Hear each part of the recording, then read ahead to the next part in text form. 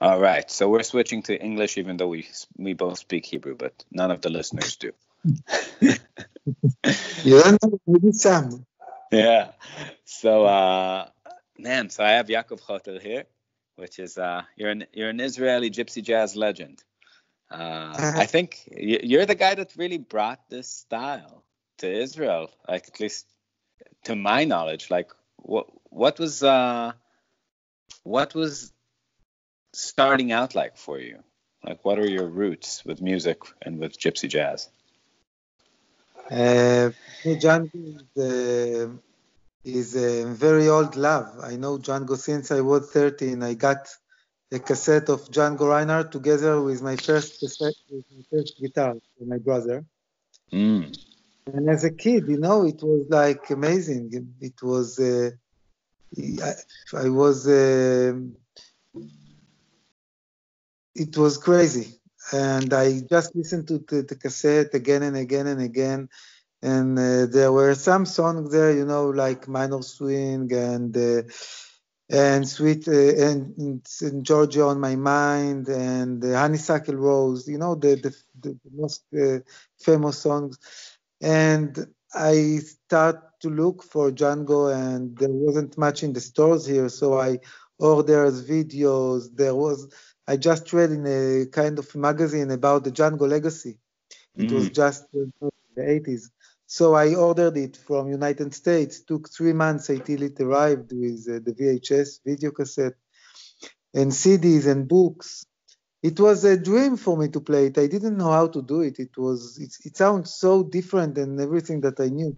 So I learned I played rock and blues, and I played jazz, and I learned in the college, and I made a degree in university. I played Django's tunes and Django's solos, but it never sounded like Django, I knew Django, until I fly to Europe, and I met guys, and I met Walter Clarisi and John Larson, and by accident, in a jam session. And Well, you went to Europe on vacation, or like you did one-offs, or to live? No, to visit my sister in Copenhagen. Okay. And there was a jam session, Django Reinhardt jam session. It was wow. I didn't know how it looks like, and then I went, and John Larson played there with Walter Clarisi, and then I played with them because I knew the tunes, but I didn't know how to play the technique. So they told me, yeah, you play nice, but you need to learn the technique, and they showed me the basics of like rest stroke technique. Yeah, and then you showed it to me. It's like I had no idea what anything was, and I came to your apartment in like Tel Aviv, maybe I don't know, 5 years ago, and I remember taking video of your hand just walking around you when you were playing, and I had no idea how to use the rest stroke, how any of it worked, and like you're like, I remember you grabbed my wrist, like nope, like this. It's like no, how do you do this? So. And then I met another Israeli guy who played already the style, Barzalel, and he showed me a few things, and we played together. And then I fly to learn from Papi Lafertin, and then What was that experience like with Papi? Wow, amazing! I learned so much from him. How long did you spend? 1 week. 1 week. Yeah, and I nailed down the La Pompe, with him. And he gave me so many ideas that just 2 years after, it's just, like bang, bang. I understood things that he told me during the 2 years after. It's so weird. Like sometimes it takes information like months and years to like really sink down. It's like, oh. Yeah, exactly. And I had a huge, amazing fortune, luck. When I got gypsy jazz, it was my dream, since I was a child. So I sat down to play with the biggest names in the world, with Birelli Legrand, with Moreno, with Nomi Rosenberg, with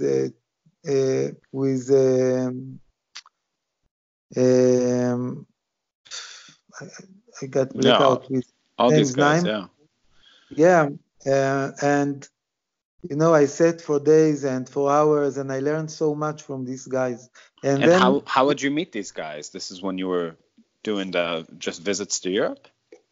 no, Birelli I met in Israel. Hmm. He gave a concert here, so then I said that I want to learn from you, and he said, no, I don't teach, but you can come visit me at my hotel. So I came to him, and we played 3 hours together, Hmm. and it was crazy. I learned so much from him. He was very nice and very generous, and we laughed a lot, and it was a great time. Yeah. And in one of the festivals, I put my tent near Nomi Rosenberg, and 1 week we just play like 8 hours a day together, and I learned so much from him. And I start to play in one festival, and I played alone, and suddenly there came a group of big, they looked to me like gangsters. I didn't knew them, and they started play with me, and then suddenly it's like I felt like when you are a kid and you go to play basketball Uh-huh. and then the big ones came and they take the ball and they throw it away and they kick you out of the game. That's what they did to me, like they played so hard and I tried to take solo. They played over me. It's like they come to play with me, then they didn't let me play with them. Oh, But they did it on purpose. They tried to cut yeah, you. yeah, they throw me away. They wanted the location, the venue. But I didn't give up, and I just hold the accompaniment, with them. And there was one guy who just looked at me, and I tried to imitate everything that he do, all the kicks, all the rolls, all the tricks. He do it, and I tried to copy, to do it after him. And he was he was smiling at me, and he was showing me things. We played like 1 hour, and he was showing me stuff during this 1 hour all the time, and I was copying him, and he was showing me. It's like, and then later on, my friends told me that this was Moreno Winterstein. Oh. He was, this hour, I learned so much in this hour. Yeah. Uh, and once I played, and then Stockel Rosenberg was there, and we jammed together, and I learned from him exactly how to hold the pick, and we measured the hands, and there is a black mark on the nail when you pick, so we measured, that we have the same black mark in the same place. So it was like all the universe wanted to help me to get my dream. It was amazing. Everywhere place I go, I just met people, and then with my band, we very very quick we got famous in Israel. We did all the festivals, Sure. and we invited people from the world. We invited Lulu Reinhardt and Stefan Rembel and Robbie Nolan and Mm-hmm. Evan Christopher on clarinet and many musicians. Martin Taylor. Right. So I had tours with them, with like 6 concerts with each one of these guys. So it was a huge school for me because I played with them. I gave concerts with them. We did rehearsals together. We played like 7 concerts together. We drove, from gig to gig. It was great, situations for me to Sure. learn. Well, you get to know the people, and you get to, also know them as human beings, and get Yeah, close. yeah. So there's a lot of learning in that too, and the attitude that people. A lot of inspiration from each one of them. A lot of inspiration.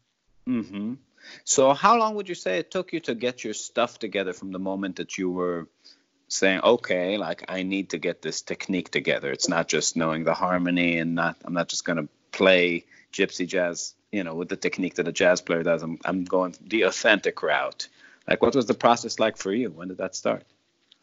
I was already a professional musician.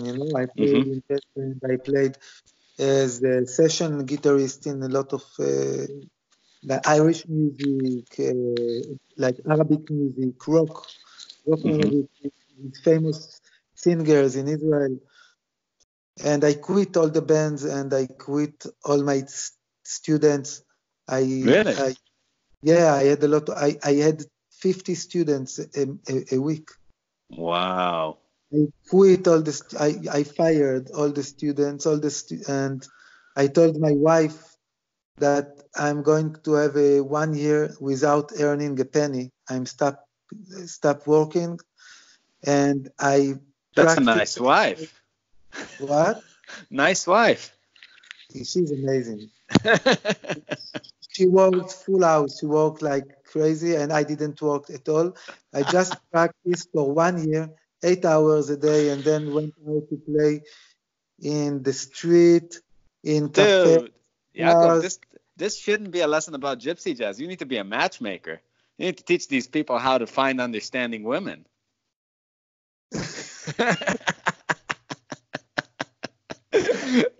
This is your real gift. How the fuck did you do that? You told you that's amazing, dude. You told her it's like I need 1 year to become Yeah, something, and she was yeah, like, "You do that." yeah, Amazing. yeah. She understands how much important is this. This is, Yeah. and we didn't have kids yet, so it was until the first kid. So I had almost a year, Mm. and yeah, I didn't work. I just practice 8 hours a day. I fly to Europe a few times to FAPI, to festivals, and it was crazy. But in 1 year, I think I have the same technique Mm-hmm. from the end of this year until today. A lot of things improved, my musicality, my understanding, some more deeper, and the artistic stuff, Yeah, became. but you figured out the mechanics in a year, in an Yeah, intensive. it was 1 year that I just practiced. And what I do in my courses, my online courses, is that I take what I did and I break it down into courses. Yeah, and you're a It very methodical kind of teacher. Yeah, it's exactly the method that I did. It's exactly what I did to. Mm-hmm. I understood what are the most important things to do, and I just concentrated and I built the daily practice. And So yeah, your daily practice was about 8 hours. yeah. Mm-hmm. Yeah. Oh no, the same daily practice was 4 hours, Mm-hmm. and then the extra 4 hours to do whatever I want. Yeah. Yeah, Yeah, that seems to be the appropriate amount of time to crush it. Like if you want to like get to a place where you're crushing it, it has to be an all day activity. yeah, because in the beginning it was, like confusing. I start to play in one technique and then I switch back to you know, and then I go to concert and I play with my Gibson and it was confusing for me. So I was like, I quit everything. I There seems to be that seems to be the number one thing holding people back from really committing to it is that they can somewhat play guitar and somewhat developed a style outside of gypsy jazz, and they're just afraid that by going this route the other thing's going to disappear. Am I going to reteach myself the whole right hand? But it has to do, I guess, at the end of the day with what you want to be when you grow up, and you clearly are like, this is my life now. This No, is but now I remember that when you came to me to Tel Aviv, Mhm. that was one of your fears, Yeah, and I told you that. And now let's see if I was right, because I think there are 6 years from there. yeah. So I told you, I think, that if you really nail down the gypsy technique, it doesn't mean anything with the other technique that you have. It's just that you have two different, and you can choose. In each moment, you can choose. You can take this one, you can take this one, and it becomes very, very natural. It's Is it? absolutely true. It's absolutely well. I mean, yeah, because I play for my living in Marbin. I play a Strat, and the notes bloom because you're playing with gain, so you have to keep your wrist somewhat on the guitar. But that's but still, it's like there's you gain this kind of freedom playing acoustic, which is you just didn't have before. But yeah, it's not at the expense of something. It's like saying that if you learn Chinese, your English is going to disappear. Yeah, it's like, the fear of a lot of my students, they fear to learn, to understand what they play, because they think that they won't play from the heart, they will think too much, and they will lose the magic of music. Yeah. And the thing is that it's completely wrong, because it's like when you learned A minor, the first A minor. You struggle where to put the hands, but your thing. But when you know it, you forget about thinking where to put the fingers. You just do it. And the same thing is understanding what you play, because people like Django, they are genius. They know everything. They don't need to learn. I played with Eli. He didn't. I tell him, let's play a song. He didn't know the song. I said, he start with D minor and D7.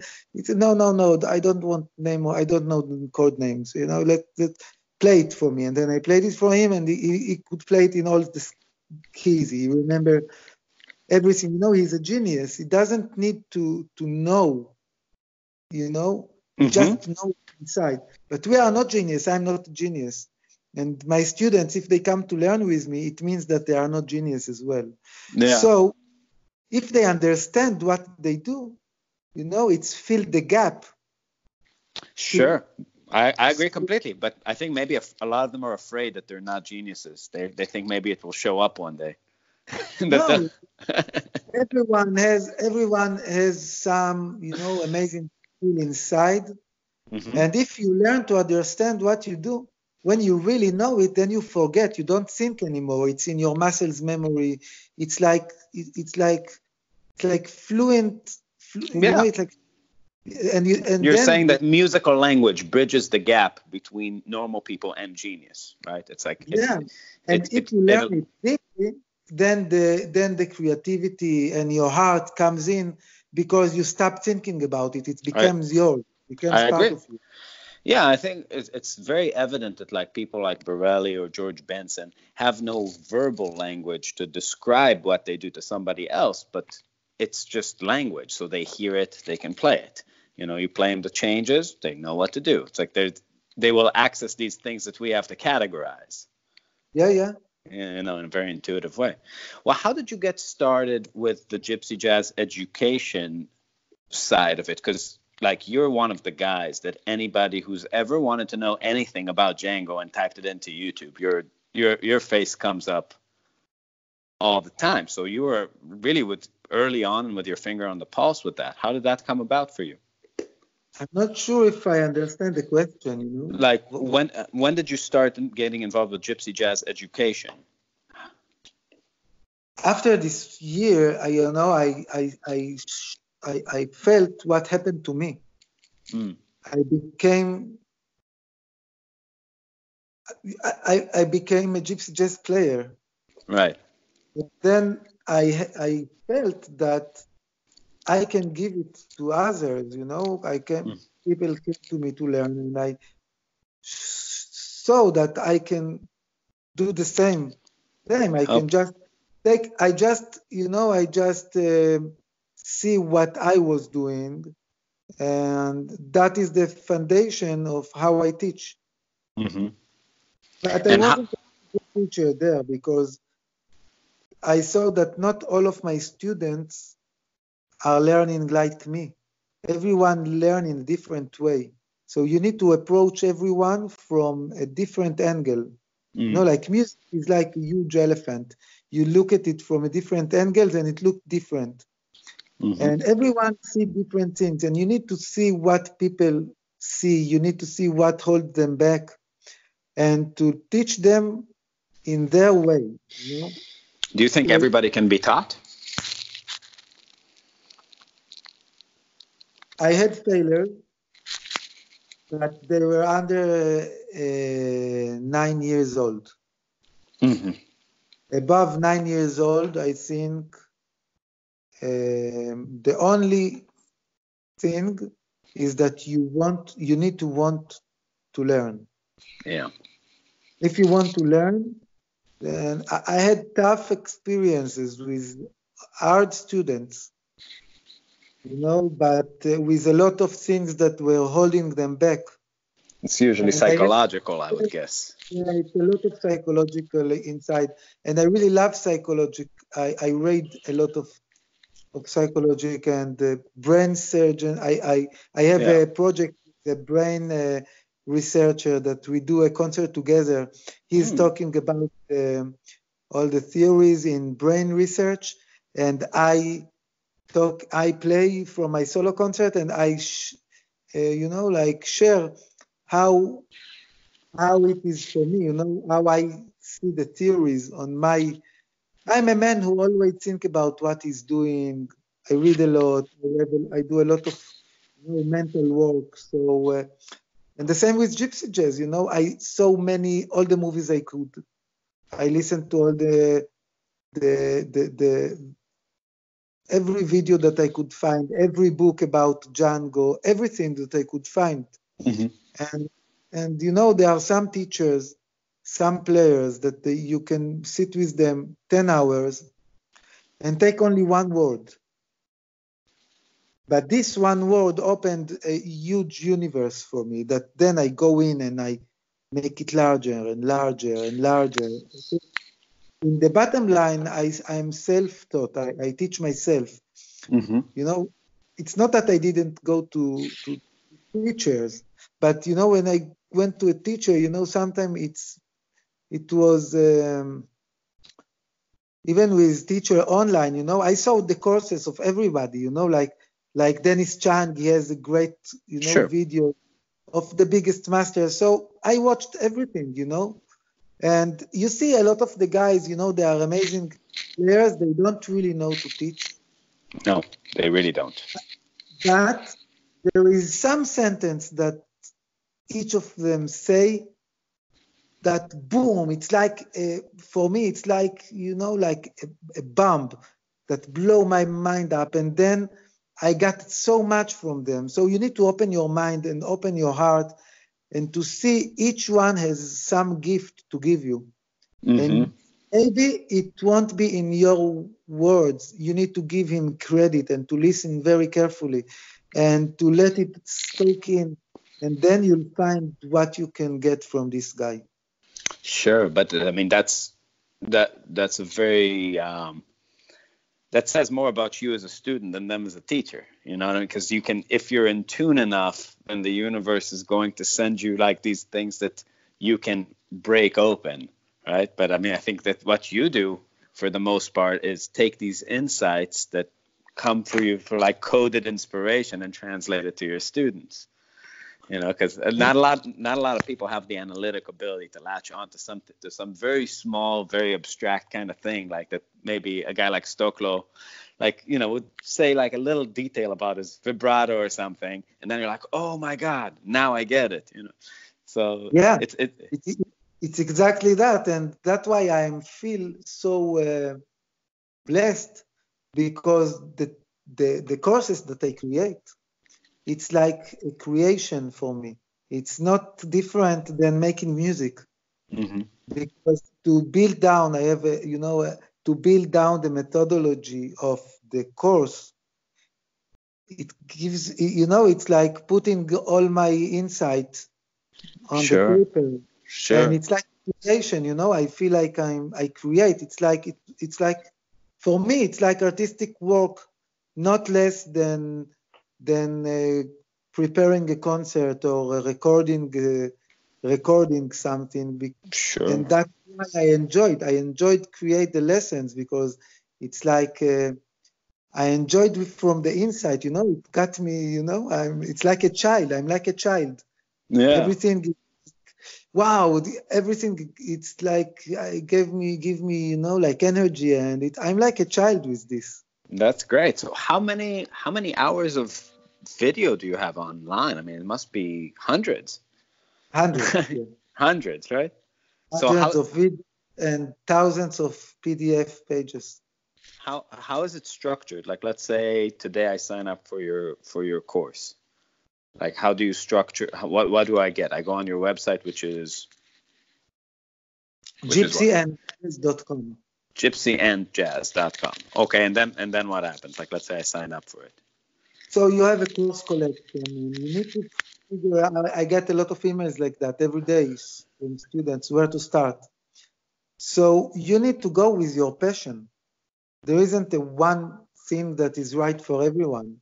Mm-hmm. If you want to play accompaniment, then you start with La Pompe. There is a huge course about La Pompe that you learn exactly how to play La Pompe. I break it down to 8 simple steps, and you learn songs in a simple and more advanced way. You learn how to, so you build a basic repertoire of playing La Pompe eventually.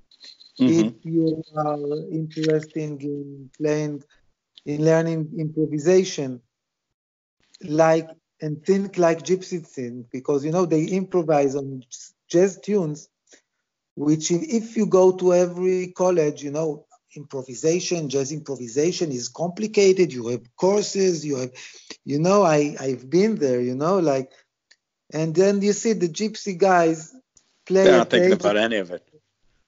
like crazy. They don't know nothing of the theory. They just play. Mm-hmm. So There's, there is a huge gap then the academics, about jazz improvisation and what you need to learn about real life, like just sit on this in the street and play, there is a huge gap.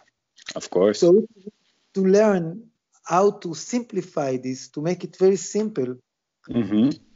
to see it as the gypsy kids, how they see it, and so they Of can, course. and there is a place for that.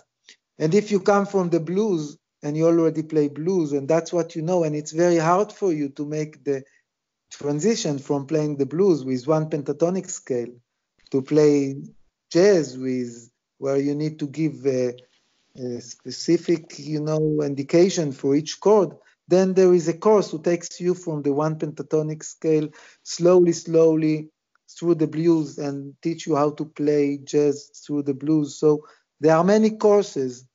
Each course is a methodology. It starts from the one place and it ends in another place.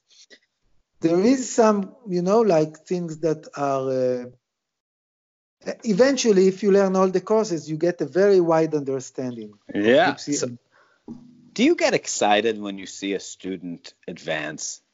Like, is that something that's like profoundly meaningful for you? I had it today. I have a student. He came to me like 4 months ago, and like 1 month ago, I took him to play a gig with me. And today, he was at my house, and he became a he became a guitarist. It's amazing, and it's like, yeah, it fills me with joy and I'm very proud of him. And now we are looking for him. He is going to be, a monster. So now I encourage him to fly to Europe, to hang out, because Mm-hmm. here, it's better for him to go out.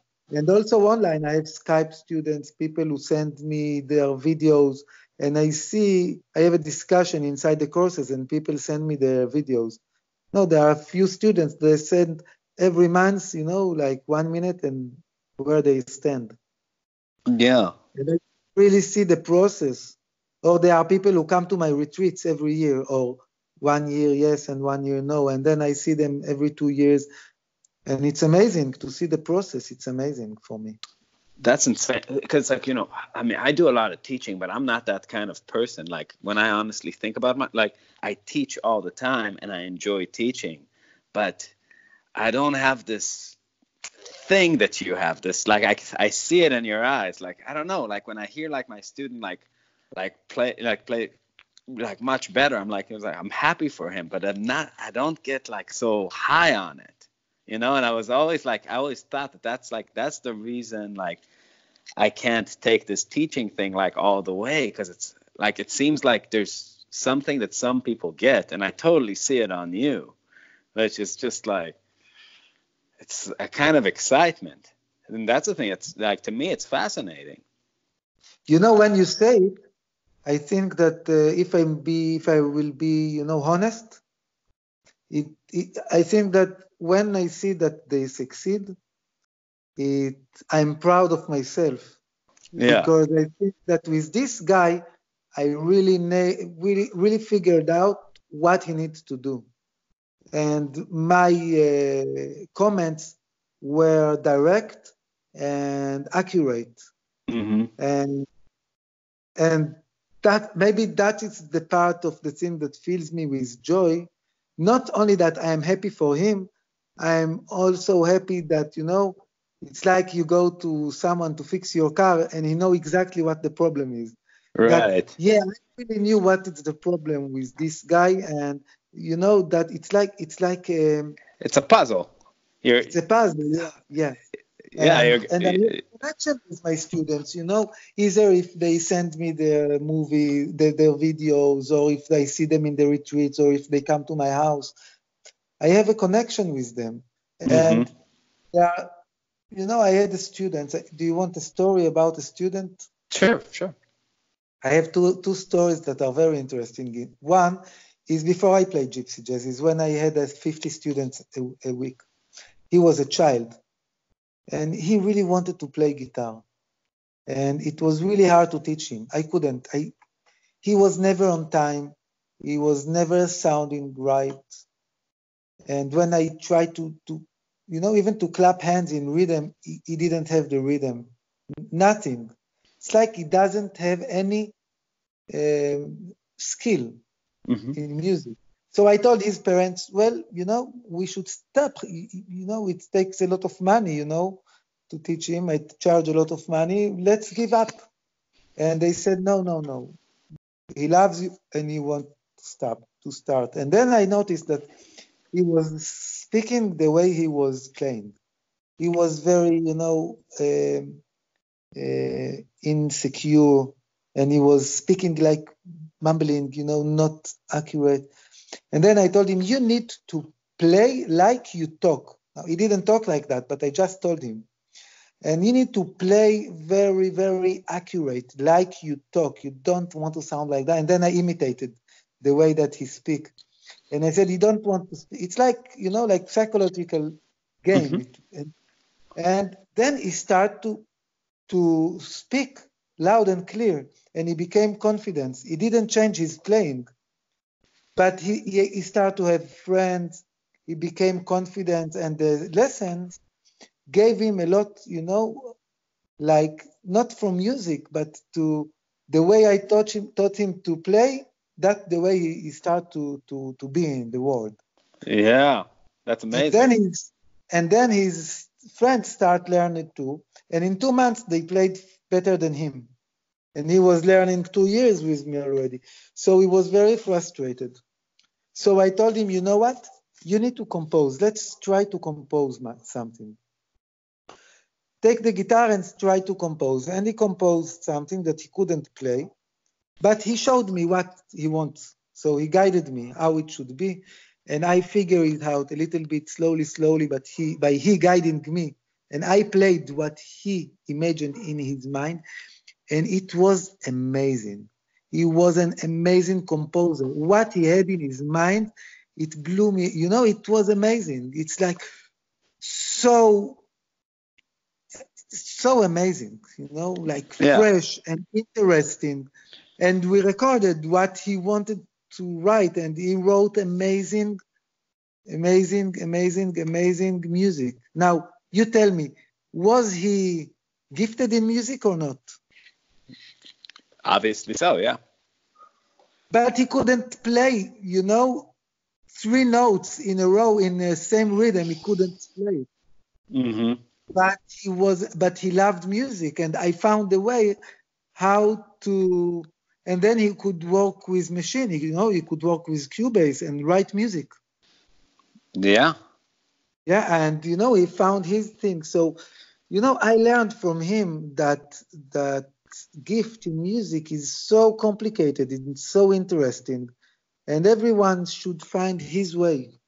Yeah, yeah. I mean, what the thing you're describing makes me think about that. Like, I don't know. Like, I'm really into like Adam Smith, who's like the father of capitalism, and he keeps talking about the invisible hand and how in like a society when people act on their own interests, there's a greater good that gets created kind of, in a way that's not intended. And it seems to me that even inside teaching, like, you have a drive to be a great teacher, and that drive brings out the best of students, right? It's like almost like you extract, because for me, I would give up like you wanted to immediately, because it would seem like, you had to dig deep to find this place inside this person, so that speaks volumes on, like, the amount of attention you're willing to throw into a different human being to find something. Because for a composition teacher, that might be more intuitive, but your job was to teach him guitar, but you had to be like, no, this is like a human being. We're going to like get something out of him. So that's great. Yeah. What's story number 2? Story number 2, it's a Skype student. Mm-hmm. Now I don't remember who it was, because now I have more stories. Oh, keep going. This is great anecdotal stuff. So I don't remember who I really. Now I have a few ideas about stories about students, but there was a student in my retreat mm-hmm. that it was, what I do in my retreats. It's like, now I don't have a lot of students who come to my house, mm-hmm. from a few reasons. One is that I live in a faraway village in the mountains. So when I was in Tel Aviv, it was really, really close. Sure. And I also raised the sum that I charge for a lesson a lot. That would do it. What? That would do it. Those two things. I also wanted to make, I teach too much, and I wanted to make, to give more time to play, to create concerts, to record, to do music. Mm-hmm. So I had to do balance, in my life. So the most of time that I love in the year is my retreats, because then people come to 1 week, it's like we sit together 1 week. I start each session with everyone, but then I sit with everyone, like half an hour I sit only with you, and then half an hour with the mm-hmm. other students. And then when we finish the cycle, I start again with you. And it's like when I sit with someone, sometimes they talk about their life, not about music. And, it's like you need to close your eyes, take everything out and just listen. And then it's like, come, the answer, what you need to give him, what to do. And there was one guy, it was very hard to teach him. He was very stiff, this. Just a second, I lost the. You lost the what? I lost the picture of Skype. I don't know how to bring it back. Okay. There we go. Yeah, now. So these guys who are very, very stiff. Mm-hmm. They play, but the time is not exactly right, and the sound is too stiff. It doesn't swing, mm-hmm. And it was, so we worked about losing the hand, like. Yeah, dead hand, dropping it. Losing the hand, yeah. And we made some progress in this week, but I didn't get to where I wanted. And I felt a little bit frustrated because, I set goals with the students in the beginning of the week, what we are going to get in a week. And with him, I felt that we didn't reach our goal exactly.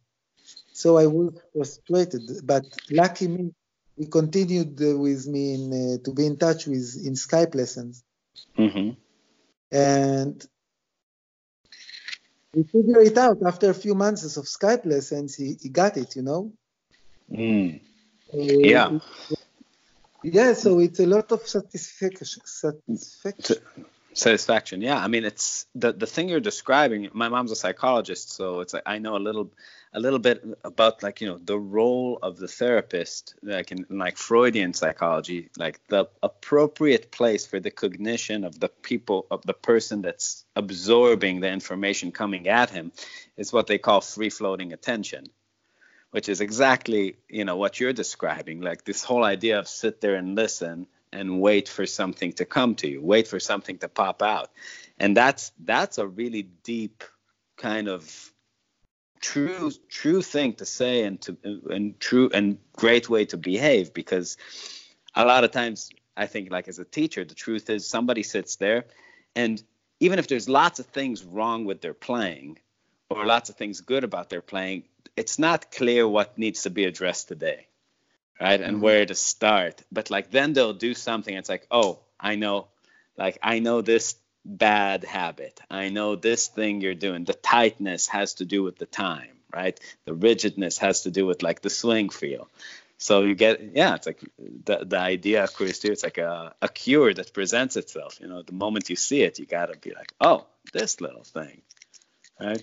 Now I understand what is the answer to what you said, that you feel that I really enjoy teaching, and maybe it will be, like the answer for you, because, all my friends, they saw that I will be a therapist or psychiatrist or something like that, because they always love to come to talk with me, and, people, I have a lot of friends, they call, and I don't know how, but I find a way to help them. Mm-hmm. And that's the thing, because it means being in the moment. Mm-hmm. And that's what we are looking for, because existentialism is to feel that the existence now, to feel now. When I think about the future, or I think about the past, and I'm not in the present now, then I'm not happy. Mm-hmm. Because, and it's the same when I play in concerts, because I can think in the future. I want the audience to love me. So I play the chromatic one, and I play all the tricks, because I want them to see that I am a good player, and I play all the tricks, and I want to get the wow, But then I do feel empty. And I can think of the past. Yeah, I practiced these licks. Maybe I will try to do all the licks that I practice, or the ideas. But then again, it doesn't go, and I feel empty. And the most, important fun, it's fun when I could throw everything and not fear, and say everything will be okay, and try to play what I feel in the moment, That's the thing that, with jazz improvisation in general, I mean, I think that kind of discipline is the central piece that we offer people. This idea that 1 minute of music is 1 minute of composition. Everything's happening in real time. You get like it's alive for the span of time it's being made, and that's also a fascinating subject too. That if you're not okay up here in a performance, if you're trying to think maybe like about affecting the audience, or try to remember a lick or something, you're already like not in the right kind of momentum of the band, and you can't be happy with your solos. Like the best feeling gigs are the ones where you just feel like you're in the cockpit of your consciousness driving the whole vehicle, just like in there. You're completely right. So it's about music when I play, and it's so again when I teach. You said about so if I can be really with the student and really be here, and not thinking about, I know what to teach him, I already know what to teach, and then I come to teach him what I already know, then I won't be happy. Then I won't enjoy, I enjoy it when I'm completely there. And then I have all my background. Maybe I will use my background, but I will use it in the present, and I will change it according to what the student needs. And I it's think the same with playing music, with teaching. with playing with the kids, being with my kids, with being with my wife, with walking in the world. That's my goal in life, to not to be afraid, to forget from being insecure. There are people they like that in a concert like that. No, being in the moment. Yeah. Then everything is like art. Yeah, that's what Aristotle called it. Eudaimonia, to be eudaimonious. Yeah. Yeah, It starts from Greece, no? Yeah, Yeah. that's the idea of like the right kind of happiness, not just like the not the Hollywood brand. Yeah. Yeah, the actual one. Well, that's a great note to end this on. So for people to be more eudaimonious, and this was a great talk, very inspiring. Where should people find your courses and your music? What's the best place to check you out online? gypsyandjazz.com. Mm-hmm. And it's easier to find my courses than my music. Well, it's because your name is very hard to spell. Because when I go to concerts, they are I see my friends and I envy, they do selfie and they share, and now I play here, now I play there. But for me, using my phone when I go to concerts, it's like then I'm not here, because I'm thinking about my phone. And for me, it's very hard to share. I have someone to do my Facebook. It's Oh, for me, wow. everything that I write, it's like I'm thinking, I feel embarrassed, So I do a lot of concerts and I don't film them, I don't upload them. So I don't have a lot of professional, a lot of stuff. I have concerts from YouTube from years ago. I don't upload nothing new. So This it's very this is hard. this is why you're so happy though. It's because you know that all this social media shit is bad for you, and you stay away from it. Yeah, but if we're as a musician to musician, I have a new project. I have my new solo concert, Mm-hmm. and with my trio, so people know us, so we get invitations all the time. We don't look for concert with that. We just have concerts Mm-hmm. all the time. But with my solo concert, I You need need to to. put videos. Now I had like 12 concerts in the last years of my solo concert. Not Mm-hmm. much, once a month, something like that. I didn't record it. I didn't do nothing because playing solo is completely what you say. Come and be, in the moment, focusing. Sure. I don't want distractions. But Mm-hmm. in this way, I know that I need to do it as well. So it's harder It's to find what I really do in music. It's really hard to find. It's only to go to my concerts, but I know I need to change. I mean, for me, I feel I'm exactly the opposite because, we go and tour all the time, but I'm doing the social media thing all day. Like, I wake up like with an iPad and an iPhone, and I'm just always working on that. And there's a huge price to pay. It's not good for your brain. It's not good for you. I know it. Like, it's like, it makes you crazy, dude. You're like, I'm responding, talking to it's like people aren't designed to talk to 1,000 people a day, like Yeah. just a little bit and respond. It's not good. But yeah, I mean that's the thing. Like But what's you have happening? tours. What?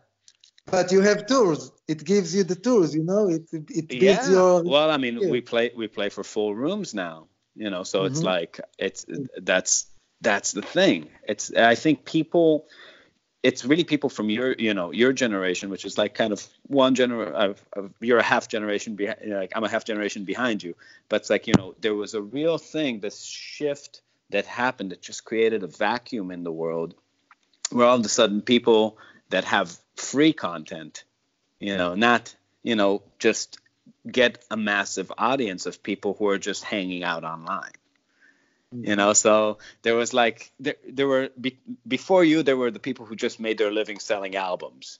Then like you guys came and like were like services, like subscriptions, catalogs, this, and we just came like, we're just going back to playing shows. We're gonna be hanging out for like hours a day on Facebook Live. Take what you want. It's like, we're just turning our pockets inside out, being like, ah.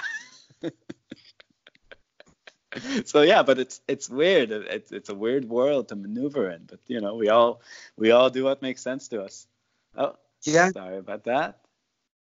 Okay. Oh, Well. We cut I out for a don't. second. There we go. We're back. Yeah.